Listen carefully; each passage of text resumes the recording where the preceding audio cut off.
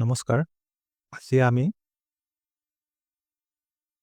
সকলোৰে সুবিধাৰ অৰ্থে প্ৰধানমন্ত্ৰী আৱাস যোজনা গ্ৰামীণৰ বিষয়ে কিছু কথা, যেনে কেনেদৰে ঘৰটো বনাব পাৰি, কিমান দিনৰ ভিতৰত বনাব লাগিব, আৰু কি সুবিধা আছে বা হিতাধিকাৰীয়ে কি সুবিধা ল'ব পাৰে, সেই সকলোখিনি আজি আমি জানিম। তাৰ বাবে এই ভিডিঅ'টো শেষলৈকে চাই থাকিব, অলপো স্কিপ নকৰাকৈ।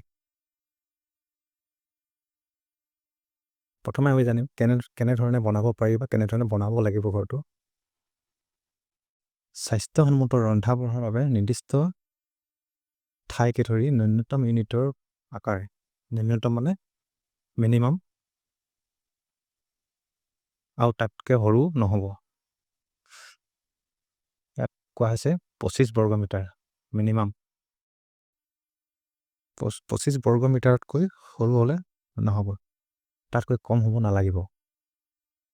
হিতাধিকাৰীসকলে স্থানীয় সামগ্ৰী আৰু প্ৰশিক্ষিত ৰাজমিস্ত্ৰী ব্যৱহাৰ কৰি মানসম্পন্ন ঘৰ নিৰ্মাণ কৰিব লাগিব।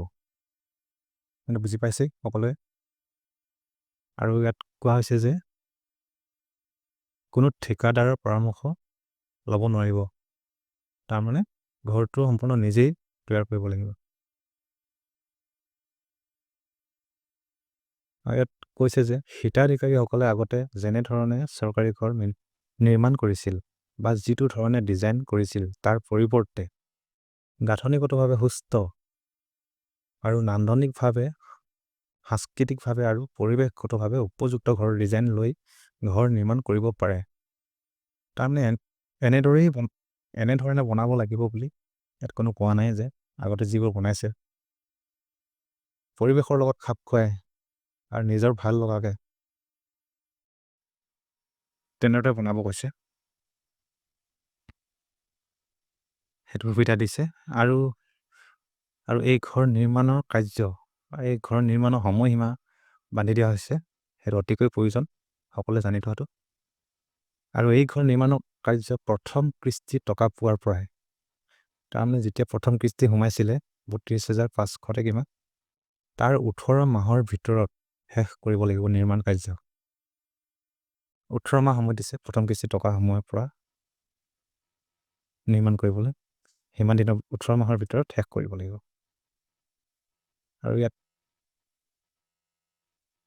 আৰু ইয়াত বেংকৰ পৰা ঋণৰ সুবিধাও কৰি দিয়া হৈছে, যোগ্য হিতাধিকাৰীসকলে ল'ব পাৰে। নিৰ্মাণৰ বাবে যোগ্য হিতাধিকাৰীসকলে তেওঁলোকৰ স্থায়ী ঘৰ নিৰ্মাণৰ বাবে 3% হ্ৰাস কৰা সুদৰ হাৰত 70,000 পৰ্যন্ত ঋণ ল'ব পাৰে।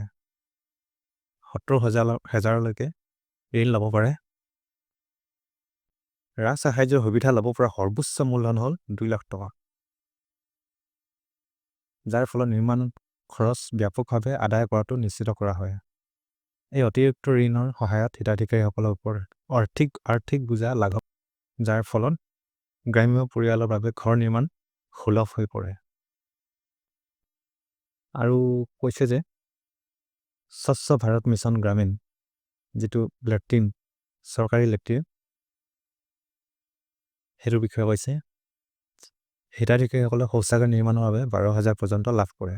12,000 টকা লাভ কৰিব আপোনালোকে লেট্ৰিনৰ কাৰণে।